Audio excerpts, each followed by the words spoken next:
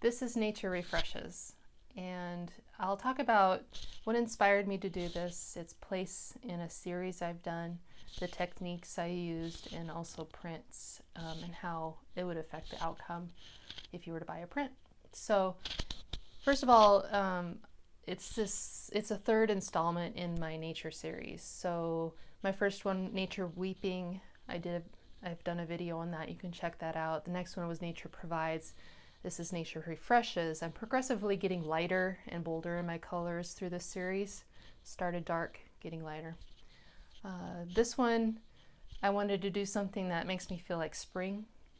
So when I was doing this, I just think of green, how everything is very wet from all the rain here in Washington in the spring. So you'll see in this picture, first of all, it has the base, the abstract base of this series. This one has lots of greens and blues and yellows of spring, and it's more of a yellowy off-white here at the bottom.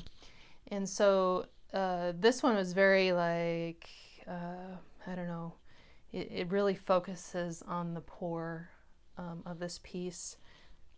The pour itself is very interesting to look at. It looks like water is running behind these leaves. So that's what I think of when I see it.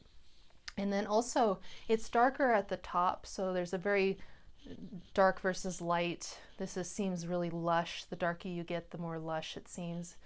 And so it's kind of a forest in the spring. So you have some fern-like, you have some ferns here in this, as well as hosta leaves. They're always very big and bold. They grow so well here in the Pacific Northwest, so I put those in. And then I also incorporated a few flowers here.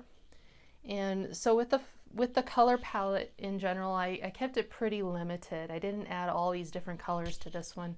I just wanted to celebrate green and blue, and how just how refreshing those colors are to you. So there's a little bit of purple in the flowers, you'll see, and there's also, like, in the shadows, you'll see some blues and purples. And also in this painting, there's some realistic water droplets on the larger leaves, and then you also see some water droplets here going down into the abstract part. So it's like it's raining, and then the colors of the leaves are dripping onto the abstract. So that's kind of a neat thing.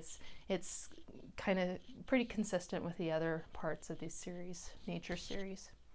I talked about the use of acrylic paints, how when you use acrylics, they dry darker, and so you have to kind of compensate, make things lighter, and then you're never quite sure how it's going to dry.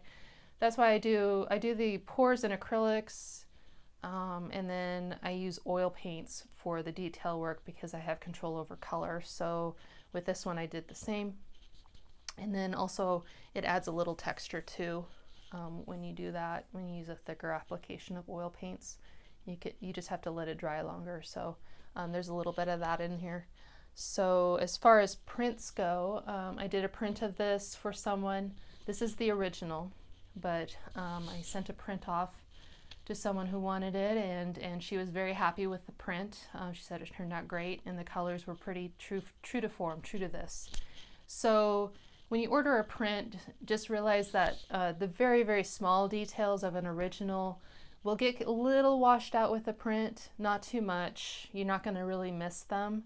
But when you do them side by side, you'll see, oh, the original has more detail. So just keep that in mind. You know, with originals, there's a reason why you buy an original. It has something that prints don't. It has texture. It has glimmer if they have iridescent or gold accents in it. You can't print those features when the light hits it. It's not going to be the same effect as the original. And the original it has a lot of love in it. It has a lot of time, has a lot of effort, research, redos. So, you know, if there's weeks or months that go by working on a painting, you have to wait for it to dry in between next applications.